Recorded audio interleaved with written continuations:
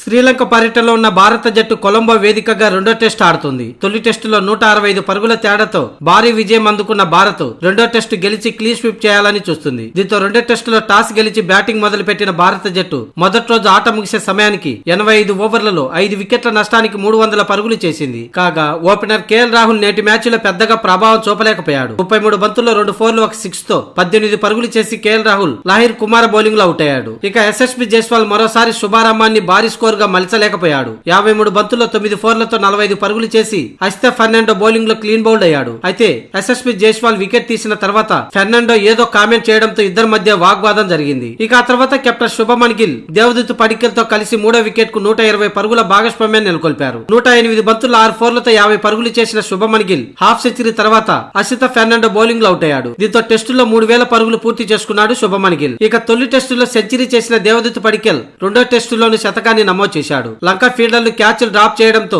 ఆరంభంలోనే అవుట్ అయ్యే ప్రమాదం నుంచి తప్పించుకున్న దేవదూత్ పడిక్కల్ వరుసగా రెండో టెస్టులో సెంచరీ బాదాడు. 193 బంతుల్లో 12 4లతో 117 పరుగులు చేసిన దేవదూత్ పడిక్కల్ ను కేసర సువాంత్ అవుట్ చేశాడు. శ్రీలంకలో 2 సెంచరీలు చేసిన 10వ భారత బ్యాటర్ గా నిలిచాడు దేవదూత్ పడిక్కల్. ఇంతకు ముందు సచిన్ టెండూల్కర్ శ్రీలంక గడ్డపై 5 టెస్టు సెంచరీలు చేయగా సెహ్వాగ్, శిఖర్ ధావన్, చేతేశ్వర పుజారా 3 సెంచరీలు చేశారు. ఇక విరాట్ కోహ్లీ, అజింక్య రహానె 2 సెంచరీలు సాధించారు. ఇక 5వ స్థానంలో బ్యాటింగ్ వచ్చిన రిషబ్ పంత్ 15 బంతుల్లో 3 పరుగులు చేసి రిటైర్డ్ హట్ గా పెవిలియన్ చేరాడు. లాహిర్ కుమార్ బౌలింగ్ లో వేగంగా వచ్చిన బంతి రిషబ్ పంత్ చేతికి బలంగా తాకింది. దీంతో రిషబ్ పంత్ నొప్పితో బాధపడుతూ పెవిలియన్ చేరాడు. ఇక రవీంద్ర జడేజా 83 బంతుల్లో 4 4లతో 43 పరుగులు చేసి తొలి రోజు ఆట ముగిసే ముందు క్లీన్ బౌల్డ్ అయ్యాడు. మొత్తంగా అసిత ఫెర్నాండో 3 వికెట్లు తీశాడు. ధ్రువ్ జురేల్ తో పాటు అరంగేట్రం ఆటగాడు సారాన్స్ జైన్ క్రీజ్ లో ఉన్నాడు. మొత్తంగా తొలి రోజు 2 జట్లదేనే చెప్పాలి. శ్రీలంక 5 వికెట్లు తీస్తే టీమిండియా 300 పరుగులు చేసింది. రెండో రోజు మరో 2 సెషన్ల పాటు కనీసం తొలి సెషన్ పూర్తి ఓవర్లు ఆడితే ఈ రెండో టెస్టు టీమిండియా పట్టు బిగించే అవకాశం ఉంది.